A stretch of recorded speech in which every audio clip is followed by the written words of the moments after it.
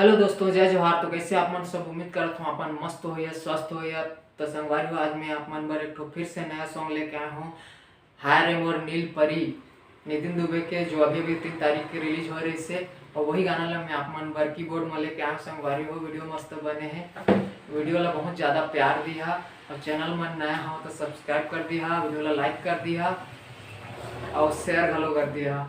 तो चलता ना हमन के वीडियो ला देखे बर।